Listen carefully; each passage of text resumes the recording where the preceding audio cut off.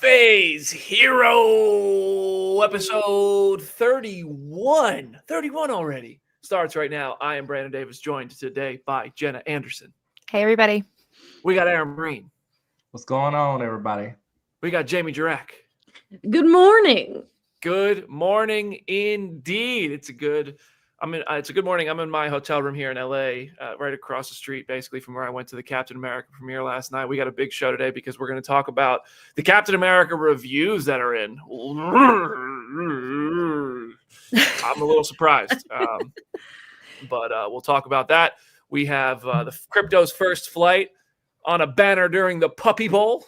We got the Thunderbolts trailer, which came during the Super Bowl, and anything else from the Super Bowl that Jamie might want to talk about. I don't know. I think I saw Tom Cruise doing some crazy stuff that might come up. And we have some special guests joining Phase Hero on today's live episode. How to Train Your Dragon dropped its full trailer today, which is pretty damn cool.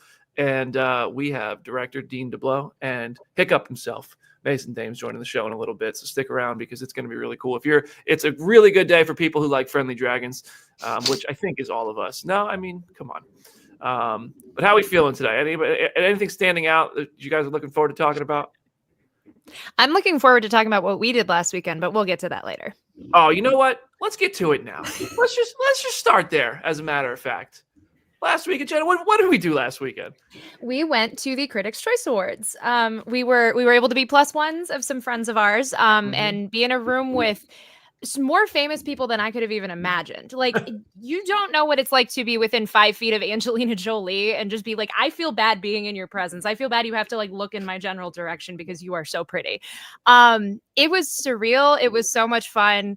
It was very chaotic. I got to say hi to Matt Reeves and take a picture, which was insane. I took a picture with Rachel Brosnahan, and then Brandon became a meme, which I think we have pulled up. Oh boy. So here's what happened. So it was a good night for Adam Brody, right? He won an award. Yeah. And then, after he won his award, there's me. Just reminding the world of how brutally single I am, becoming a meme. Look at that guy in the background. oh, wow. Happy Valentine's Day month. Just completely lost. How did I get here? So happy for you guys. Yeah, and there it is. I was on the opposite side of the cameraman, and I saw them start to kiss, and I was like, I am turning and going a separate direction back to our table. I am not interrupting them. So I didn't even notice that Brandon was there, and then seeing it go viral was absolutely delightful. It's okay. This was only viewed by like multiple millions of people on TikTok and Twitter and Instagram. The number of tags I'm getting, like friends from high school are texting me being like, dude, what are you doing in this video? If the video started 1 second earlier, here's the thing. When you're at these awards shows, there's cameras all over the place. Mm-hmm. And I'm just constantly conscious of that, in any environment. And I walked up, I was just wandering around during a commercial break real quick, as people do at the CCAs.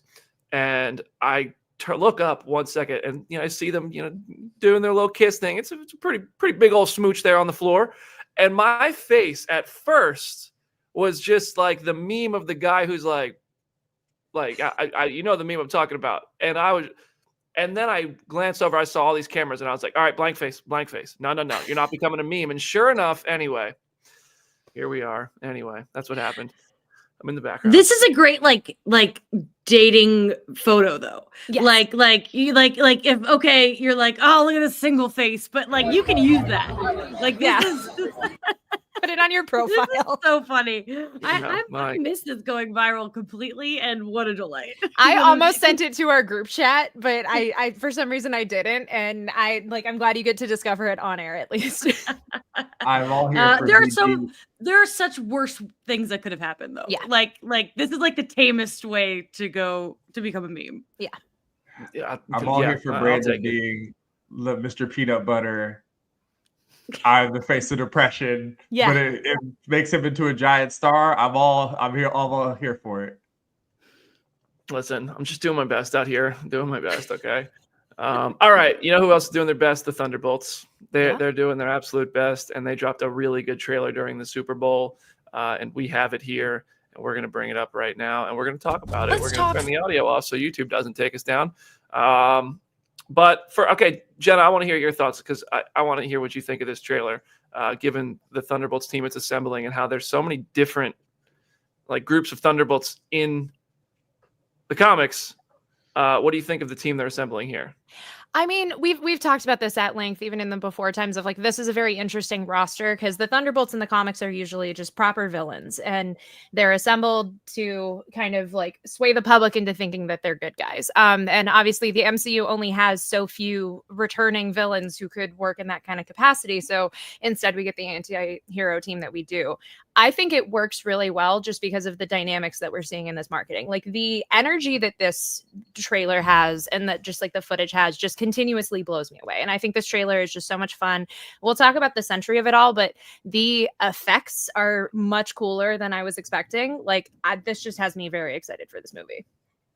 Yeah, I really liked it. When you say effects, what was there anything that stood out to you in terms of the effects specifically? The way that the Void works, of how he can like turn people and like send people to the Void, having that be like a 2D sort of thing and not just like some random puff of smoke or whatever. That's a really interesting touch, and it's not something that I would have thought about when adapting him into live action. But I think it's a really cool way to kind of like differentiate him from any other character who can do something like that. I was waiting for Tom Cruise to run past one of them people. For sure. He was too busy introducing the Super Bowl. Yeah. That was a cool video. I want to shout out RJ Pangman in the chat. Thank you so much for the $20 super chat. 100 people watching live right now. RJ said, have a wonderful day. One of the best communities. Thank you, RJ. Thank you so much for that. Jamie, this is a team of characters that I feel like you really are going to enjoy. Yeah.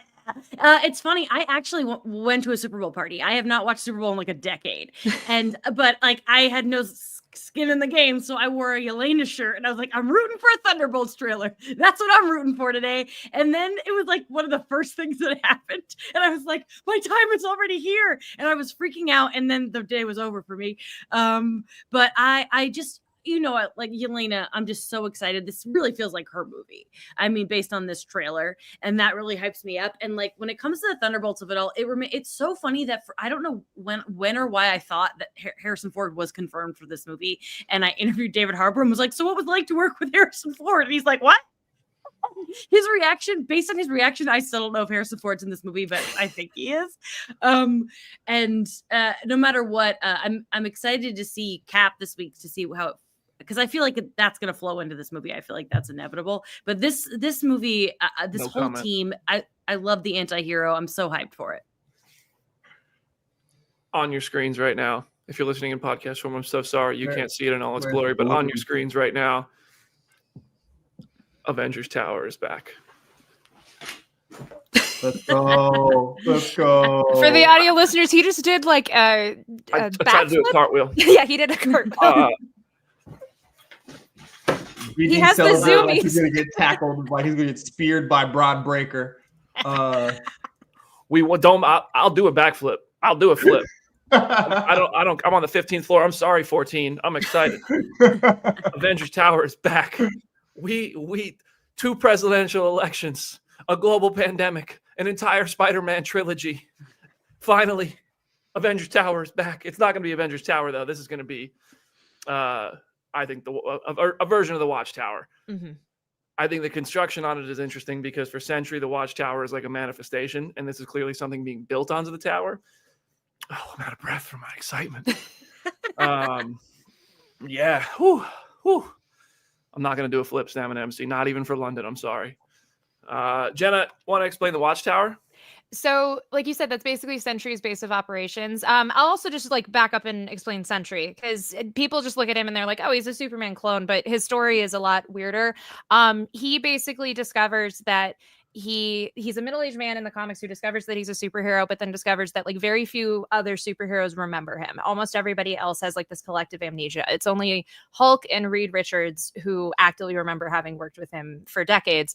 And so then basically he discovers that that's because he is also the Void, who is his nemesis and is evil and is bent on destroying all of the world. And he gave everyone collective amnesia in order to like save the world years before. And so it looks, based on this trailer, like we're also getting the Void persona. I am really curious personally just on how they're going to explain the amnesia angle of it, if we're going to get any of that in the movie. I would love it if like Val is trying to make people believe that Sentry's been around since like the Battle of New York and just nobody remembers him. Like that would be really, really cool. I have a whole video on my channel explaining it, because there's also another layer of like how Marvel promoted Sentry when he first debuted, but they're definitely leaning into the weirdness of the character. I have a theory. Okay. I have a theory. So at first I thought Bucky was hired by Val to assemble the Thunderbolts, basically. I revoke that theory. I think Sentry is a creation late in this movie. From early here, I think Val is proposing the creation of Sentry because there is no Avengers. So she wants to make a protector. I think in the front row here, Bucky is looking pretty unhappy about that. I'm trying to find the image of it. I don't know. StreamYard's not letting me pull up the image. But we see Bucky right there in the hearing, seemingly not approving. Then we see Bucky round up the squad, chases them down, seemingly captures them. There's the shot of all four of them tied up. And then I think he's trying to round them up to stop the creation of Sentry, or to stop Val from whatever she's doing. I think that, and that's what I think the whole movie becomes. And then I think Sentry is going to be both good and bad, but out of his own control. And I think not only is Taskmaster absolutely cooked, like she is not surviving this for a very long time, because she's in none of this footage except the footage that introduces her. I think this shot where Red Guardian gets yeeted out of Avengers Tower. Whew, I was like, how in the hell does Red Guardian survive that fall? Not a chance, right? I think Sentry then flies out, and it's like a I'm not gonna, but I could type moment for Sentry, because later we see Sentry flying outside the tower, Avengers Tower, whatever it's called now. We see that shot of Sentry flying out there. So I think it's going to be quite a fight with Sentry. Sentry's going to dominate them and just be like, you know what, my Void counterpart, the evil side of me, definitely could. And that's what the movie becomes. Other than that, I don't really know what it's about. I just think she's trying to make Sentry, and the Thunderbolts are trying to stop her.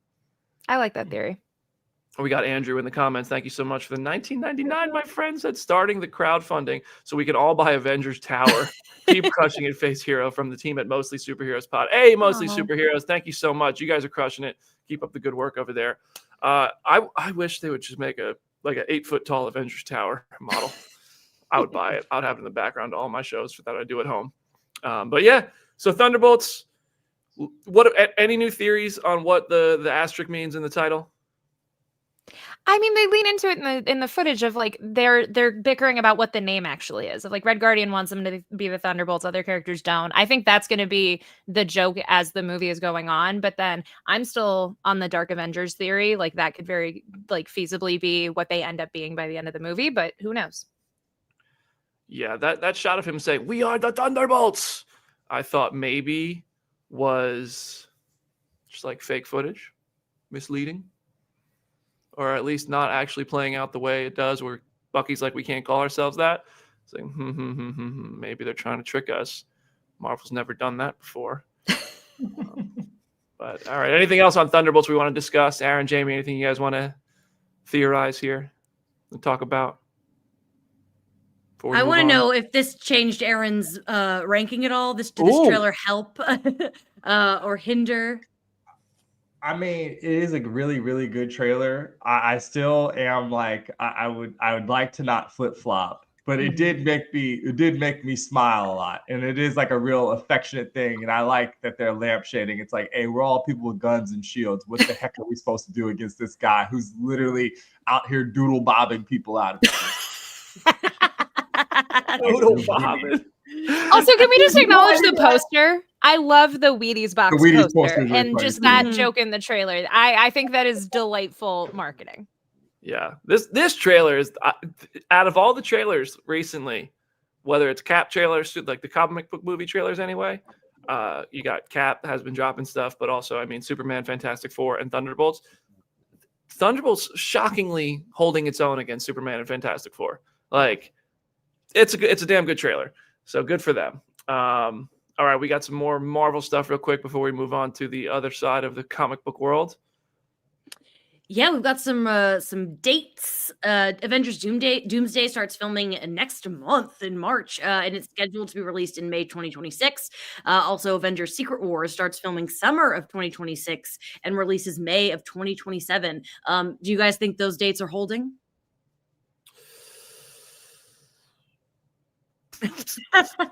I don't think Secret Wars hits May 27. I've been of that belief for a while. Anybody? I'm shocked they're not like shooting them both at the same time, the way that they did with Infinity War and Endgame. I think like that is going to be so interesting on the spoiler front if they have to do 2 separate productions, and especially if Secret Wars doesn't start until after Doomsday comes out. That's going to be a very interesting choice if that ends up being true. I do wonder if they're not shooting them back to back, because then it gives you time to like put stuff in between, or even course correct possibly. The whole Kang thing could have scared them away from trying to do all of it at once, just in case something goes wrong, something happens. Nothing unpredictable happens ever in our timeline, ever, that would screw everything up, Go ahead. Oh, I was going to say my prediction is that the reason they're not filming at the same time is because with Infinity War and Endgame, the casts were really the same. Whereas I think that these two, I think that we're going to have a much smaller Doomsday cast and a huge Secret Wars cast. So I think that like scheduling wise, it might not make sense. That's my theory. I also think doing Infinity War and Endgame, like the Russos talked very openly about how it, like they got pneumonia. They were so sick, just really just grinding those movies out. And I think to like all those things combined, Jamie, what you just said, the experience they had trying to do too much in quick succession, they have to just split this thing up. But I think Secret Wars is just going to be gigantic in terms of cast. And I mean, if it comes out in May of 2027, I genuinely would find that surprising. Like, I just don't know how they really make that date when they give themselves less than a year. Yeah. Or about a year to film and edit and everything, that like presumably like the technically the biggest Marvel movie ever. I don't know. I think Secret Wars is where I'm going to get off the internet after that. I think after Secret Wars, like I'd hopefully do that junket, do a podcast about it, and then just ride off into the sunset. Y'all never going to hear from me again. You guys will, but the internet. I'm out of here. Jenna, let's go over to the DC side here. Yeah, so DC got everyone tuned into the Puppy Bowl on Sunday, hoping for new Superman footage. We did technically get a little glimpse of Krypto. They had a little banner that kept flying across the screen of Krypto just kind of flying, and then there was a little social video of Krypto like chewing the Puppy Bowl logo. Krypto's design just looks adorable. Like, this just further cemented it for me. And James Gunn did a little video message pre-taped with his dog Ozu, basically just like campaigning for what the Puppy Bowl stands for, of like adopting a shelter dog and stuff. And then they gave like a little Krypto MVP award. So it was cute. They also had DC themed dogs of like Bark Kent and all of that. So that was very cute to see. I saw Bark Kent out there. Good puns. I have a video. It's not letting me play the video, so I'm just going to do a screen share of it and pull this up so you can see Krypto's first flight, everybody. How do we wait? Wrong button. Screen share. There it is. So here's Krypto flying. Everybody in podcast form is like, well, I'm going to pull a Viscardi and skip 10 seconds ahead because I can't hear it. I respect it. But yeah, Krypto took flight. It was cool. I think we all expected like a Superman trailer during the Puppy Bowl, and this is, we got Krypto flying. It's cool. That's all right. I thought Krypto was going to be at the Puppy Bowl. Well, Krypto's like, I thought he was going to. I don't think Krypto is a fully real dog. I think they've like digitally. Yeah, here's the thing about Krypto, Jamie. I thought they were going to bring the dog who plays Krypto to the Puppy Bowl. There's still a real dog in there, right? I thought that there was going to be like a bit where he was at the Puppy Bowl. I didn't know it was just a little thing on the bottom of the screen. I expected such more showmanship from Krypto this week. Whatever. Shocking they didn't bring out the real dog. The real flying dog to the Puppy Bowl. You know what I mean? Yeah, no, for sure. Jamie, the Super Bowl. I know you were just having fun at the Super Bowl, but your boy Tom, he opened that thing up with a Mission Impossible inspired pregame show, got me ready to run through a brick wall. And then they dropped the teaser for Mission. What do you make of all this? It was funny when that started. I literally turned to Tony and I was like, "Is this a commercial for the Super Bowl?" Like I didn't know what was happening. I was so confused. And then it like slowly dawned on me. And I love that. Like it's like Tom was at like the Olympics. He's closing the Olympics. He started in the Super Bowl, or he started whatever he did at the Olympics. I don't remember. The problem was being at a Super Bowl party. I'm here to watch some trailers. Everyone was talking and I was like, "Hey, can we put on the subtitles?" And that got shut down because then you can't see the score of the game. So I kind of watched everything on mute, but like Tom Cruise was looking great and I was excited about it. What do you think of the Mission footage so far? And the man's hanging off the side of a damn plane. Again, I'm still like, there's still like such a part of my broken heart that Rebecca Ferguson's not back in this movie, and it's like there's just like 10% of me that every time I see anything I get a little sad. But I think this movie's gonna rock, and I like my heart tells me it's gonna be better than the last one. I'm so ready for President Angela Bassett. Just everything I see in the trailer, I'm like, give it to me. I trust Christopher McQuarrie to give us the best action he can possibly give, and you know, people were out there almost having heart attacks. So I'm hyped. Yo, the fact that they said people were almost having heart attacks during test screenings is insane. So in just a couple minutes, we're gonna go to How to Train Your Dragon. We're gonna have our special guests join the show live. But I want to spend another couple minutes here talking about the Super Bowl. First of all, one thing, Jay, I know you didn't have subtitles, but I think you could probably hear. Hopefully, the people you were with had the respect and decency to get quiet enough for that Lady Gaga performance of the Top Gun song. Seriously, that was amazing. It was great. I missed it. I missed that. I didn't know that. I didn't know that happened. I'm so sorry. I'm embarrassed. Wow. Let me tell you though, the only time everyone at the party was glued to the screen was Kendrick. Okay. That was, I wish I had taken a video of the party I was at because it was the most joyous thing I've ever witnessed. The kids, the adults just singing along and freaking out. It was it was beautiful. It was beautiful. Well, that was more entertaining than that game, man. Woo! That was what? That was more entertaining than the game. Yeah. Hey, as far as the game, everybody loved watching the Chiefs. Eagles play. Yeah, but it was not. It was not exciting though. It was like, wow, they get dog walked out here. No wonder everybody's watching the puppies. That was probably better. You needed it. A lot of people, my friends who put a wager down or two, they're probably pretty sad. They probably needed some emotional support puppy. Emotional support puppy. I want to let's pivot from the Super Bowl real quick and talk about Daredevil, because the showrunner is still making a lot of comparisons to the Netflix show. I'm going to share my screen to get the quote here. And what did Dario say this time? I don't think, he said, like, talking about the violence of the show, Dario said, I don't think there's anything else, even in the ballpark. There's a moment in this that is just absolutely batshit and way past anything Netflix ever did. Bold claims. I mean, listen, no shortage of confidence from Dario. I respect it. But Aaron, as somebody who's not, I'm excited for this show. I don't need more promises of crazy violence and everything. Like, I just finished my rewatch of the Netflix show. I think, Daredevil Born Again is probably going to be really damn good because of the other things that Dario's saying, more specifically about fighting for continuing that, fighting for bringing back the characters, all that kind of stuff. I really appreciate those things. This quote really doesn't do anything for me. But I know you're not a huge fan of like the super violent, crazy stuff. What does a quote like this do to your excitement level? Well, I had to aggregate this for the story we have on the screen right now. So I was like, man, he talks a lot, boy.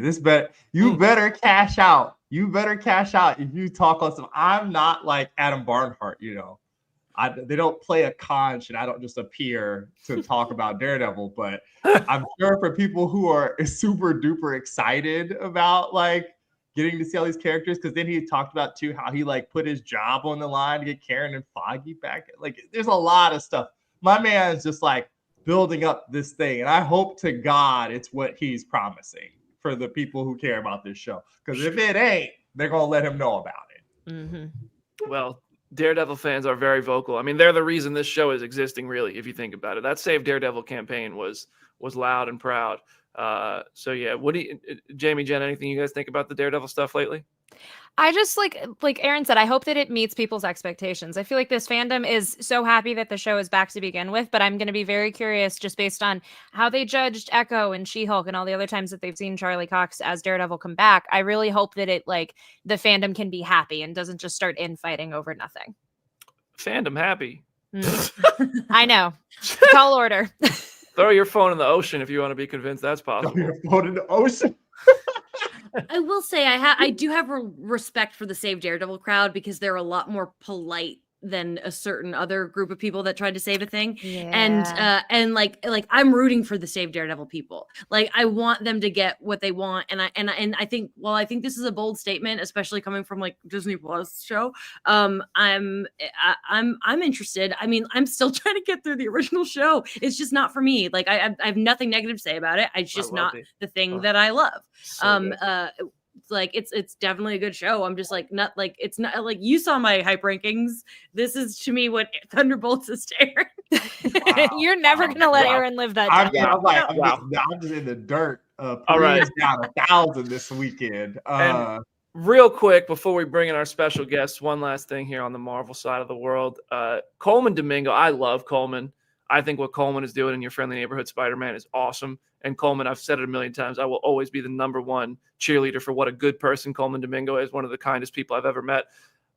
Says he's down to play Norman Osborn in live action. Yo, after what he's doing in Friendly Neighborhood Spider-Man, let's see it. Let's see it. Let's see it.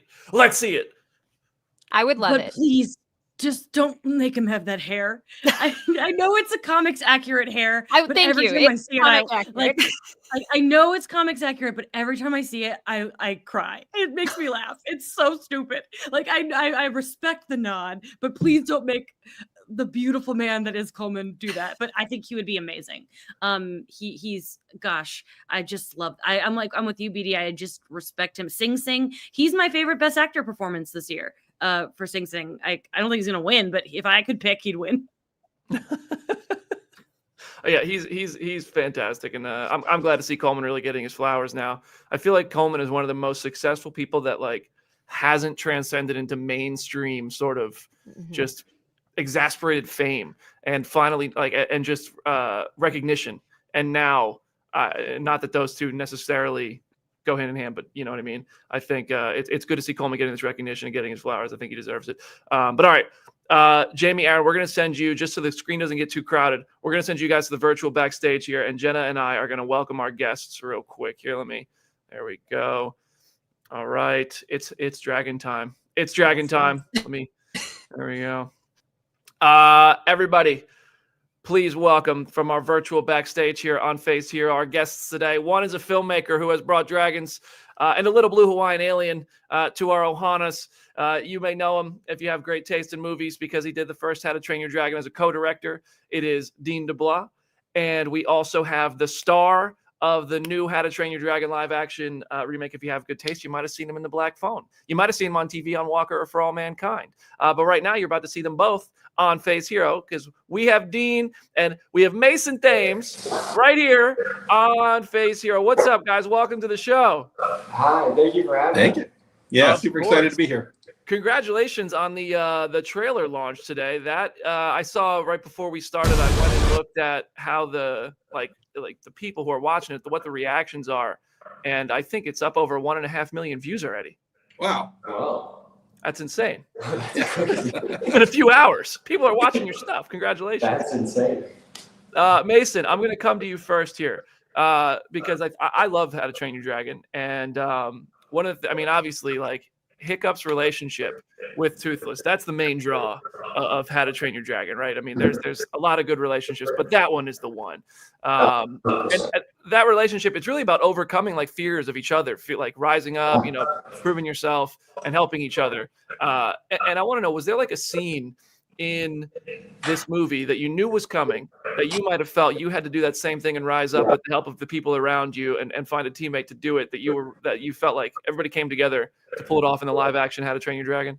Oh, that's such a good question. It's so hard to narrow one down. Like, the animated movie is so close to my heart and means so much to me. So I was so excited to do all those scenes. But I gotta say, the Forbidden Friendship scene was I knew it was coming. I was anxious about it because, how special it is to me and so many people.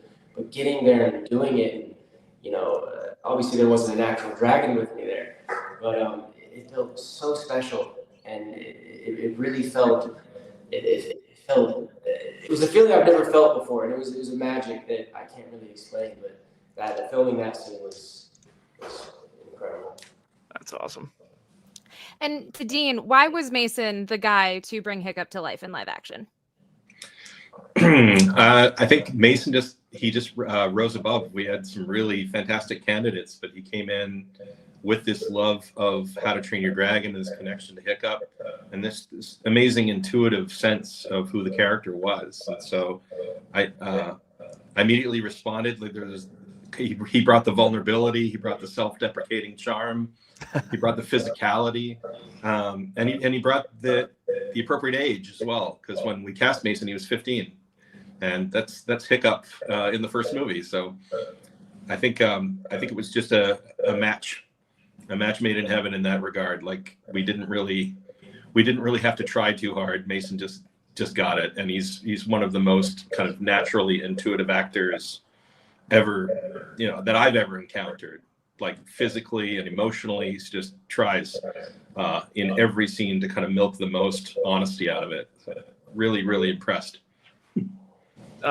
Mason, right there on our screen right now, that's you riding a dragon. Dude, I know, it's crazy. Oh, I can't believe it. What is it like to see this, dude? That's insane. I mean, my 11-year-old self would be bouncing. I mean, I'm bouncing off the walls. But no, I had a little Super Bowl party, and I didn't tell my friends that there was going to be a Super Bowl spot. And I just heard screaming from the other room, and I walked in. And they was like, "Oh my God, Mason! Oh my God!" And they all looked at me. I was like, "That's so cool." I was like trying to be nonchalant. I was just like, "Yeah, it's cool. Yeah, it's pretty dope." And then I went in my room and I started freaking out to myself. I was like, "Oh my God, I'm riding the dragon." Had to play it cool, but then let it out. Oh, dude, congratulations! That's freaking awesome, man. Have you talked to Jay at all? Have you guys talked to the because obviously you got Gerard, but have you talked to any of the originals and like maybe gotten approvals or insights or anything like that? Yeah, both. When it came to casting Nico and Mason, I had been checking in with Jay in America, and America actually, really weighed in on the top candidates. So I know that she's really invested in the character. Jay wanted to be surprised to a certain degree, but I was just talking to him last week, and we're arranging, to show him the movie very soon. Nice. Jay's like such an enthusiastic supporter of the work we've done together, and he feels a great ownership over How to Train Your Dragon as well. So I'm hoping, his opinion matters a lot to me, and I really hope that he's happy with what we've done in this adaptation. So the relationship between Hiccup and Astrid is such an integral part of the film in the original movies. Mason, how did you and Nico kind of build on that for the remake? Yeah, I mean, going into it, I mean, even from the chemistry, it just kind of clicked. And before filming and pre-production, we got a lot of time to spend together. And she's one of the most amazing people I've ever met, and such an incredible actress, and so perfect for this Astrid. Watching her work and getting to see her as Astrid was so much fun, and our chemistry was really good because we connect on such a really cool level. So yeah, I'm excited for people to see her as Astrid as well. I gotta shout this out real quick. We got a comment on the live audience that Dean, you got a Star Wars Balin Skull thing going. Someone called Dave Filoni. I gotta say that's a compliment. Balin Skull is a great character, man. You're looking like him right now. Man. That's pretty cool. On the flip side of that question we just had, the relationship with Hiccup and Stoic is it's obviously a huge driving force for this movie as well, but it's a much more stressed relationship. Having Gerard back is awesome. Seeing him in live action, because I saw a little bit more of this than we saw in the trailer, Dean, because I got to be there with you a couple days ago. Yep. But what did Gerard bring to this, and what did you guys get to do with that relationship in live action to really like kind of, I guess, be like a mirror to the Astrid relationship where it's much more strained? Yeah, Jerry really brought his A game to this one, and he was like a co-creator of the character. So to have him come back and take full ownership of it in live action, where he's not having an animator interpret his voice, he's actually bringing the full physical presence and all of the nuance of his face, to the camera. He really rose to the challenge, and we lucked out because when we originally went to cast the movie, he wasn't available. But the actors' strike of 2023 meant that there was a gap that opened up, and it's fortuitous for us that he was suddenly available and he was able to jump in, and just seeing Jerry and Mason kind of work on these scenes together and go for that emotional truth and sort of push one another, really draw out these surprises in the performance was it was thrilling and really educating to me as well to watch it happening live. That's awesome. Yeah. So, Dean, you get the rare opportunity to kind of revisit your original work in this new context. Was there anything that you always had wanted to change or do a little bit differently that you now get to do with this version? Yeah, many things. Yeah, I always carry around sort of a list of regrets with every movie, the things that we didn't get to or ran out of time or just didn't have the money or for whatever reason. And in this case, I always felt like in terms of the mythology, I wanted to explain where these warriors came from, why they were there on that island, what they were up to. We get to explore that in a much better way. And then there were characters that were underserved, Astrid being one of them. I think as much as I liked the character in the animated movie, I felt like had we the time, I would have given her a little more character depth and understand where she's coming from and what she has to lose by siding with Hiccup in this story.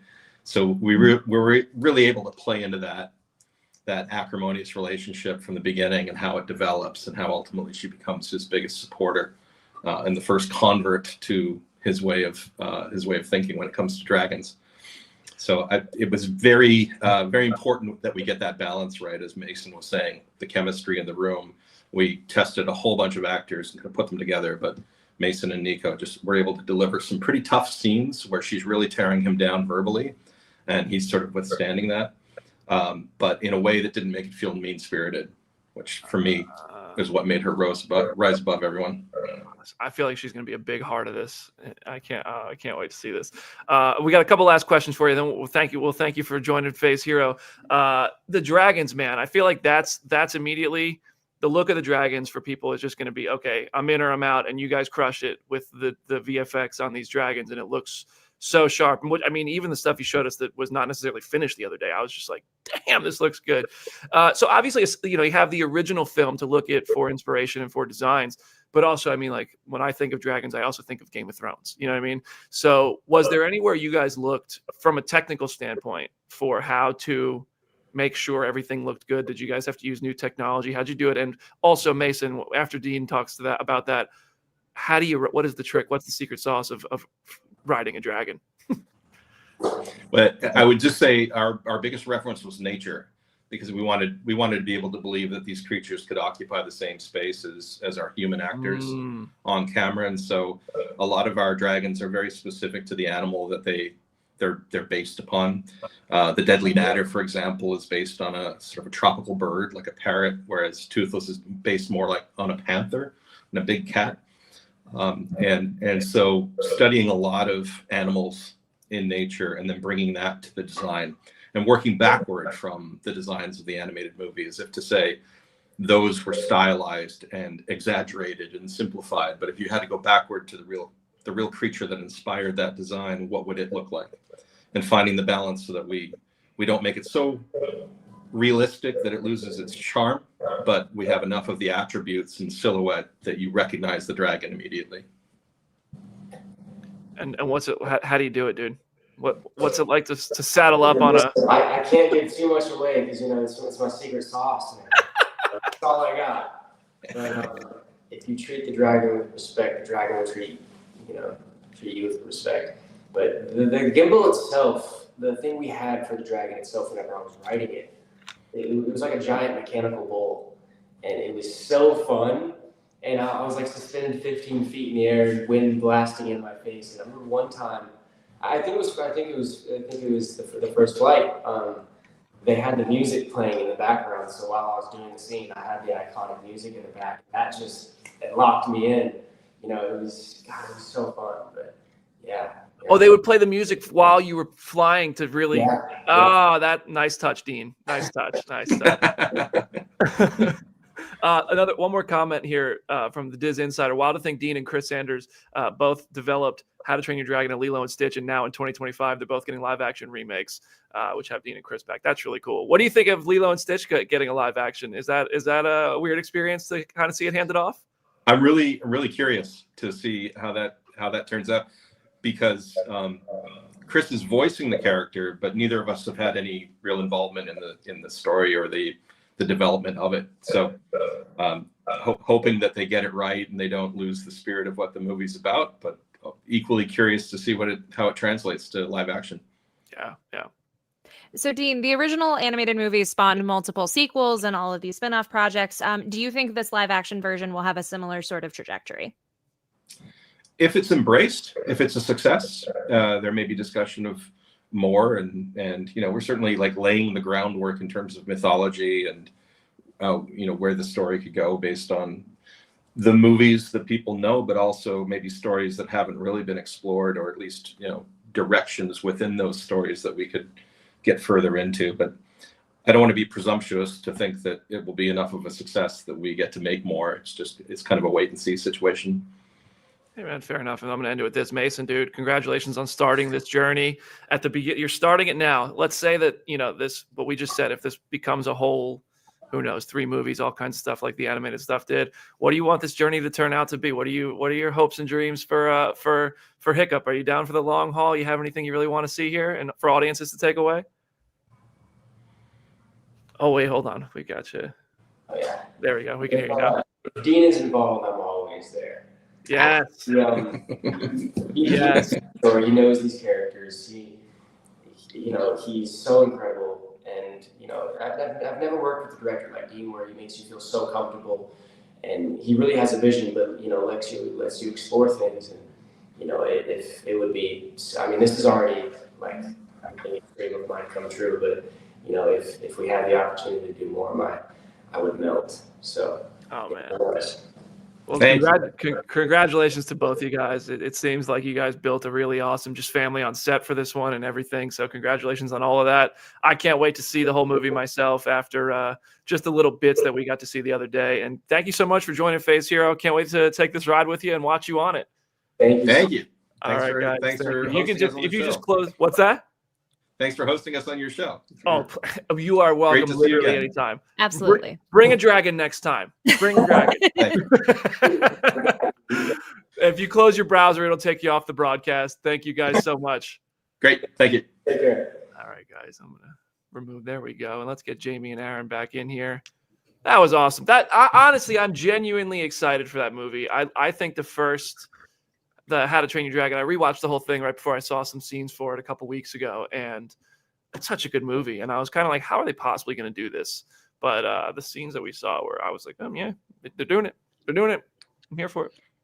That was such a lovely, cozy interview. Like it was fun being a Phase Hero watcher. Like I had my tea, and they were both so passionate because yes, I've seen the first How to Train Your Dragon once. I'm not very knowledgeable of this world, and they made me more excited. And that's what you want from people is it was like the Ultraman thing where it's like the excitement's infectious, and I love that. Yeah, I want to thank Dean and Mason for joining us, and also thank our friends at Universal for helping coordinate that interview. Aaron, what's up?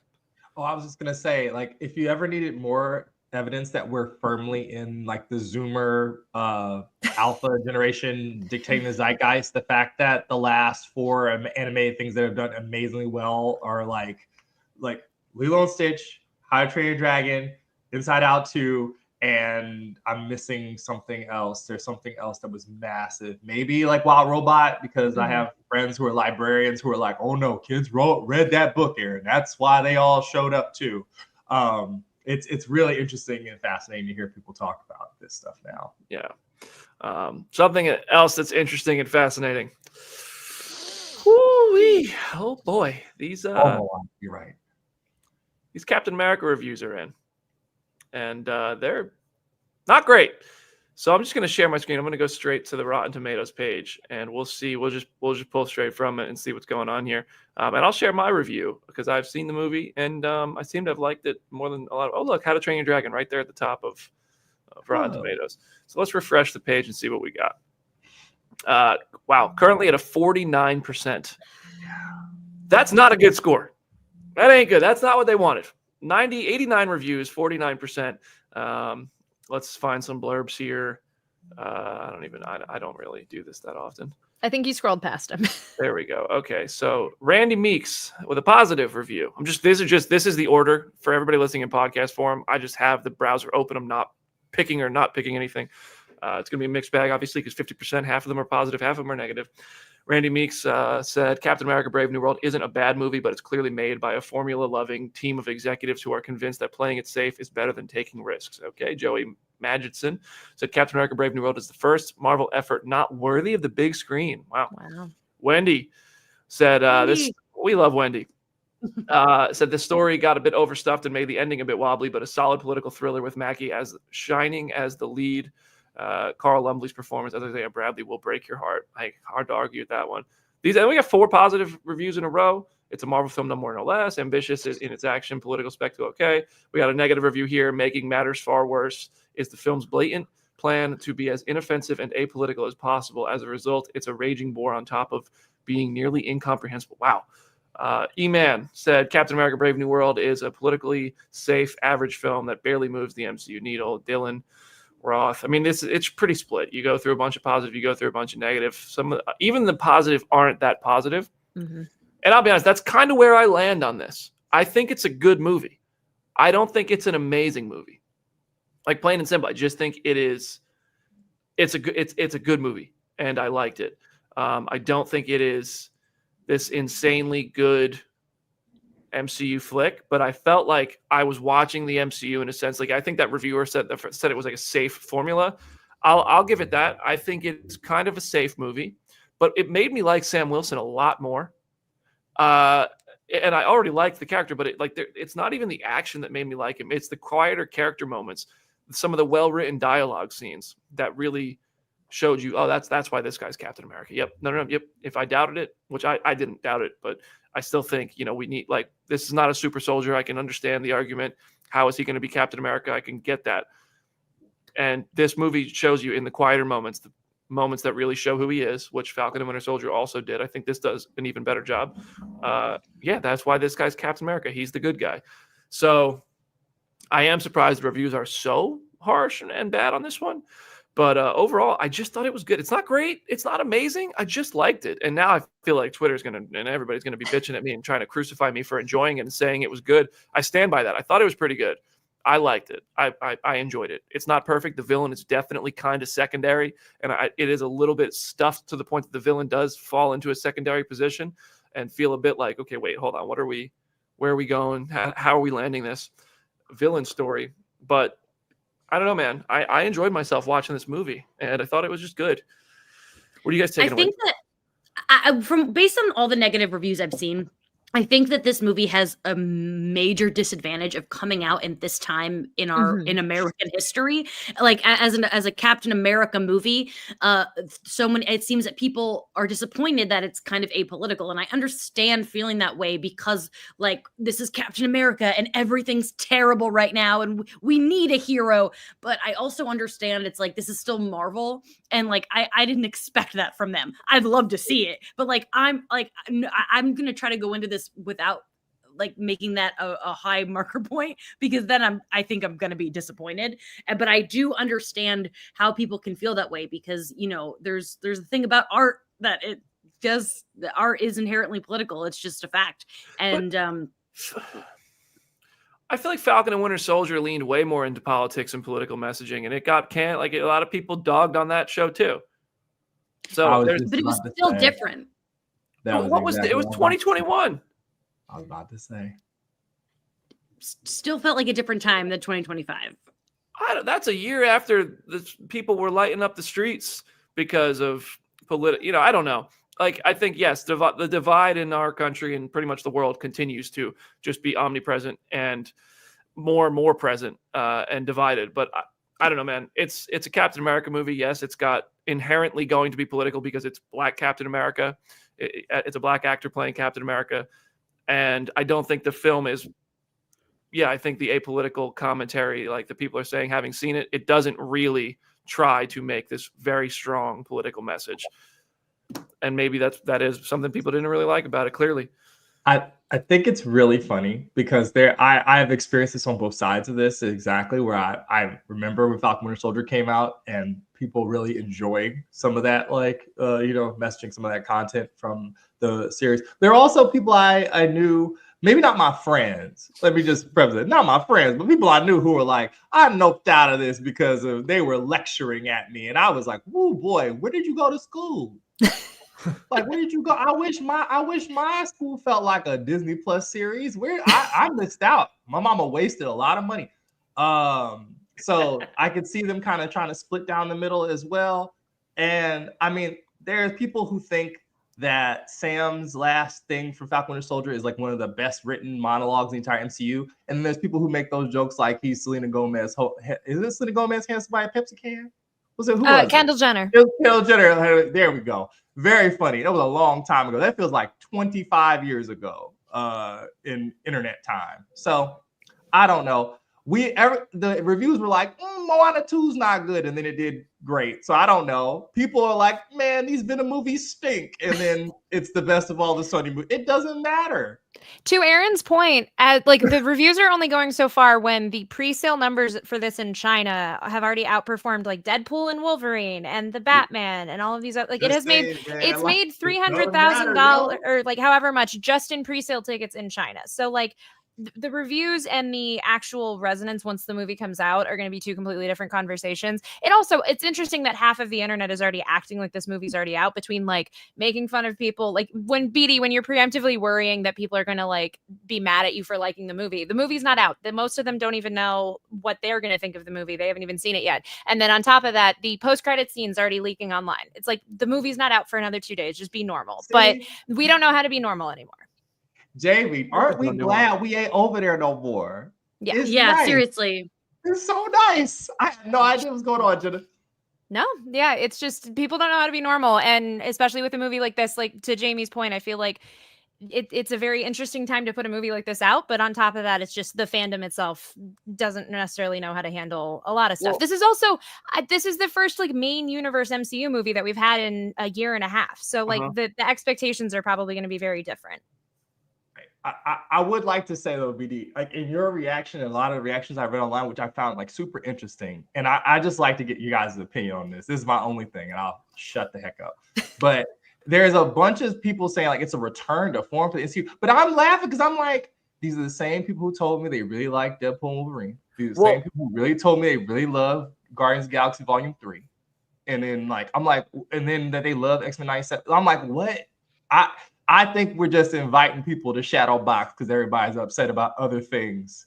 It feels like italics and 12-point font. It feels like the meme of every time a DC movie came out in the DCEU era, it was, this is the best DC movie since The Dark Knight. There was always at least one review that said that, regardless of whatever the movie is. It's like you bringing that up with the return to form for Marvel feels kind of similar to that to me.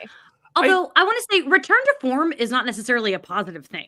Like, you know what I mean? Like, if I read the word return to form, that may or I don't know if that's meant to be a positive statement. I genuinely don't. It could or couldn't depend how you're saying, oh, it's a return to form or it's a return to form. Like, it could really go either way.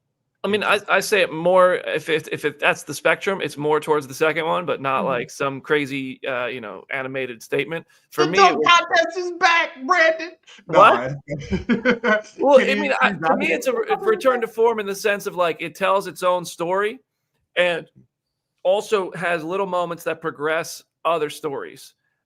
whether that's the credit scene or things that happen in this movie. To me, it's like that. It doesn't have to be this big multiversal bombast. Like Deadpool and Wolverine is an event film that's a one-off because it's in another universe. We genuinely don't know if we're ever going to see those characters again. I'm sure we will. We can assume. But like, this is Captain America. This is Sam Wilson. This is Captain America with a sidekick doing Captain America stuff. And it's actually a pretty interesting political thriller that never goes as deep as I wanted it to in terms of the complexity of the story, especially with like Thaddeus Ross and some of this strain on the world that's going on with another country and stuff like that. It had an opportunity to take that a little bit deeper. It had an opportunity to take the emotional depth a little bit deeper.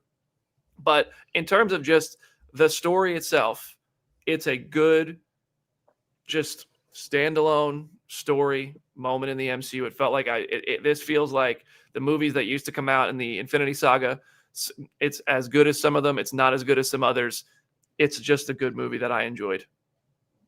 Can I ask a question without spoiling anything? But like, I know you'll answer it with the best tact you can, Brandon. Which is, for people who have wanted the story of the MCU to move forward, isn't this probably the most propulsive of these movies in like 5 movies? Is it the most propulsive? Like, does it build on the story that we're supposed to be building towards? I mean, I wouldn't say like in a huge way. Okay. But I'd say there are seeds, and especially, I mean, there's like the credit scene is clearly teeing some things up. I'll say that, but I won't say more than that. I'll leave it at that. But there's just like, this really asserts Sam as the guy who's capable of leading the Avengers. This really asserts Danny as like a guy who's going to be next to him no matter what now. I mean, it's like Sam's the new Steve and Joaquin is the new Sam. They both mantles are passed. Captain America and Falcon mantles are both passed. These are 2 guys that are going to be fun to watch. And I'll tell you what, man, Carl Lumbly, great. Carl Lumbly and Harrison Ford, I think, acted their asses off in this movie.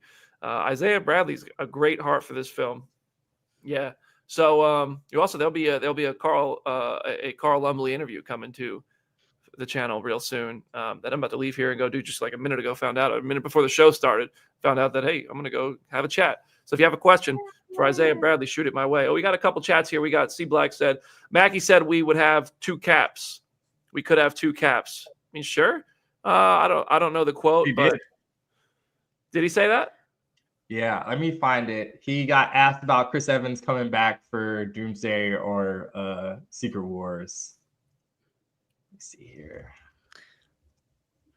I feel like that it's very possible in Secret Wars. Yeah. I think we've all said that, and like Chris Evans being like, "I'm retired, dude. You were just in Deadpool 5 minutes ago." It's so funny. True. Yeah. Yep. I mean, yeah, I think there could be 2 caps, and then we have one more chat here that I want to get to. Brandon Moore. Oh my God, $25. Appreciate the thoughtful, nuanced conversation as usual. Instead of the noise you often see elsewhere online, keep killing it, Face Hero. I'll be honest, man. It's getting harder and harder to ignore the negativity on social media, and I think that's partially because Face Hero is fortunate enough to reach more people, but that does just seemingly invite more bullshit because there's just people online who are mean and negative and want to be that way. And it is what it is. I'm doing my best to just keep ignoring it. And our community's awesome. We appreciate you guys. Yo, I went to Monday Night Raw in Nashville on Monday, and I ran into somebody at the front door completely by chance that was wearing a Phase Hero hoodie. Yeah. Love We had it. met before. Guys were cosplaying. We had met before. You guys know casually cosplaying in the chat. I almost pooped the pants right there. I was like, dude, I need to take a picture of you. This is insane. So we have an incredible community on Face Hero. And for that, I'm tremendously grateful. I try really hard to just ignore the negativity. We just had the freaking director and star of How to Train Your Dragon on the show the day that the trailer released. Mm-hmm. If things are going all right. Things are going all right. And we gotta focus on that. And you know what? If people don't like Captain America, that's fine. If you genuinely see the movie and can, whatever, you're entitled to not liking it, whatever. But just don't be a dick. It's really, who was at the premiere last night? Catherine Newton. I wanted to go up to her and be like, can you tell everybody it's not too late to stop being a dick?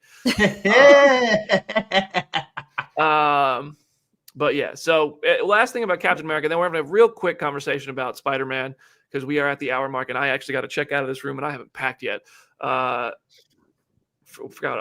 Friday, director Julius Ona interview Friday morning, 12 p.m. Eastern time, 9 a.m. Pacific time. Everybody, please join that one. I'll be talking to Julius, and I think we'll ask some spoilery questions towards the end. So if you see it Thursday night, come in and join. I'll let you know when the spoiler part of that conversation happens. It'll be available in podcast form, as quickly as possible. And then Friday night, we are going to have our Captain America Brave New World spoiler-filled review discussion breakdown, and we'll give it our scores and all that.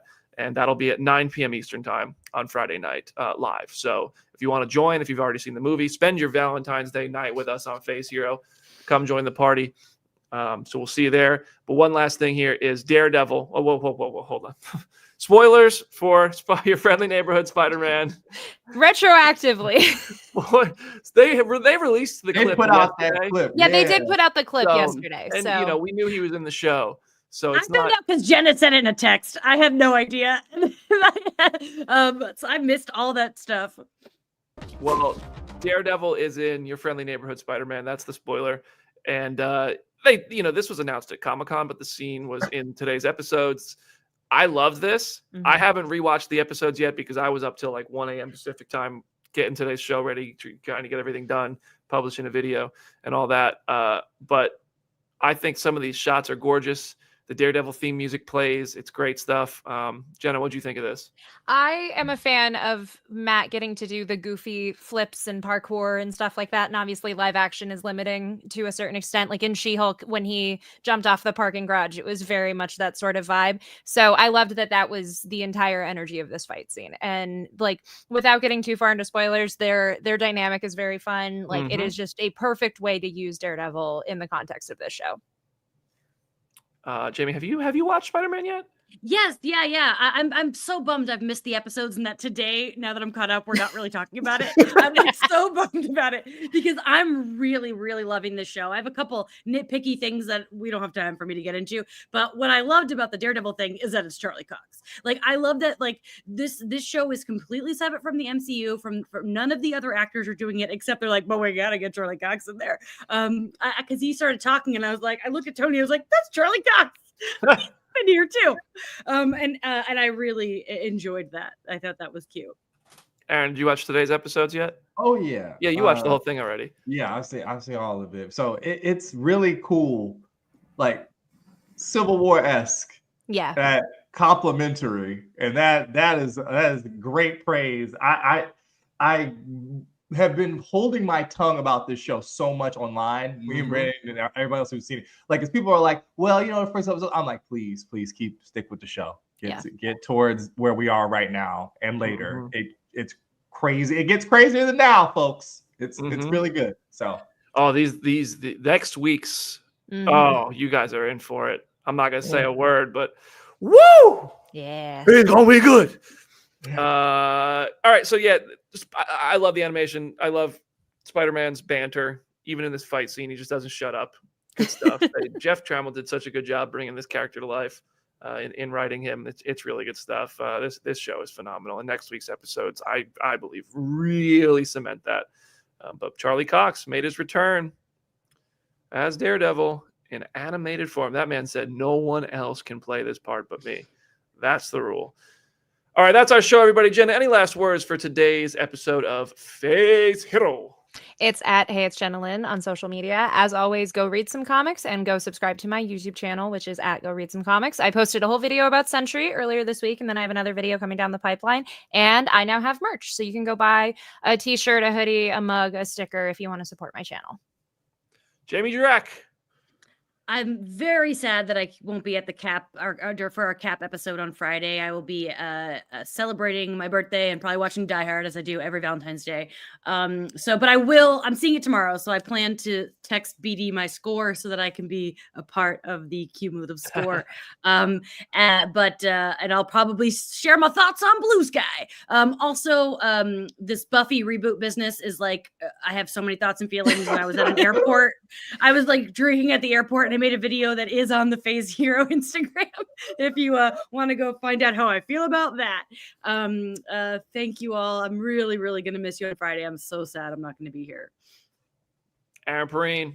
It's at Somalia Hornet everywhere. I want to take a chance to shout out Kofi from over at SB Nation and Secret Base. He got let go yesterday. If you don't know what Secret Base is, it is unhinged, ridiculous sports content where they're like, what would football look like 1,000 years from now? And why are video games so janky from 1999? It's delightful stuff. And I go follow his channel. He talks about getting let go, possibly going independent. And he has a video I feel like is appropriate. He could have been talking about anything called the NBA media has a negativity problem that could basically be an hour-long version of the 15 minutes we did on our show about how context, discussion, the people who report on things influence how an audience feels about a product. So yeah, shout out to Kofi.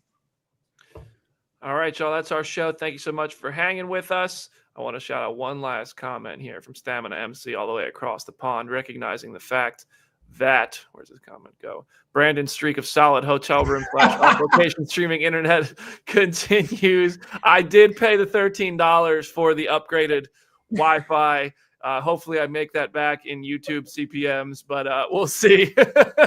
Thank you so much for joining us. Thank you, Universal, for helping us organize our How to Train Your Dragon interviews today. Thank you to Mason and Dean for joining.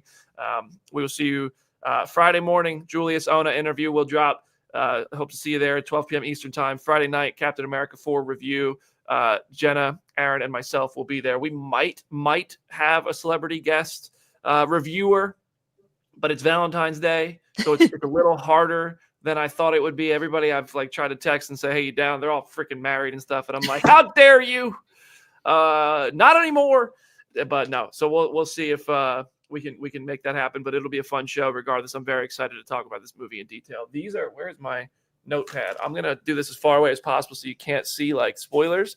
But these are the notes I took during the movie. Someone is going to zoom in and read all of that. You realize the hotel that, right? Wi-Fi ain't that solid. It ain't that solid. Hotel Wi-Fi ain't that solid. You ain't zooming in on that's not 4K. Thank you guys. Play our show for your dad. Play it for your cat. We will see you Friday morning, Friday night, and again on Wednesday. So long.